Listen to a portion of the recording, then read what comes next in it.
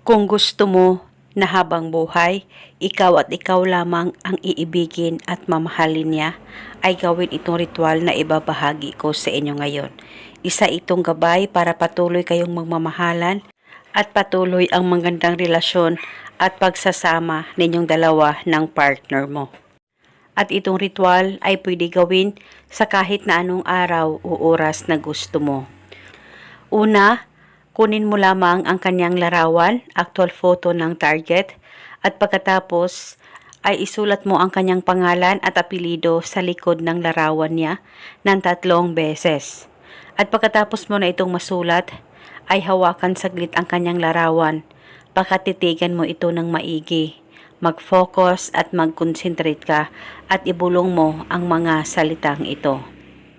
Pangalan at apelido, sa pamamagitan nitong ritual, ako lamang ang iibigin at mamahalin mo habang buhay. Ibulong mo lamang ito ng 3 beses. Pwede ka rin magdagdag ng hiling kung gusto mo, wala pong problema. At pagkatapos ay kunin mo lamang ang pabango mo, mag-spray ka lamang ng kaunting pabango sa larawan niya. At pagkatapos itong larawan o picture niya ay pwedeng ilagay sa plastic o ziploc at dalhin ito kahit saan ka man magpunta.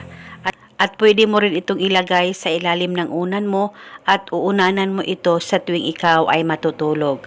At paniguradong habang buhay, ikaw lamang ang iibigin at mamahalin ng partner mo. Malayo o malapit man kayong dalawa sa isa't isa. Basta itong ritual ay gawin sa mabuti at hilingin ng buong puso.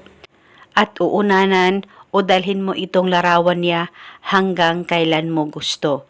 Dahil isa itong gabay para patuloy kayong magmamahalan at mas mapabuti ang relasyon at samahan ninyong dalawa ng partner mo.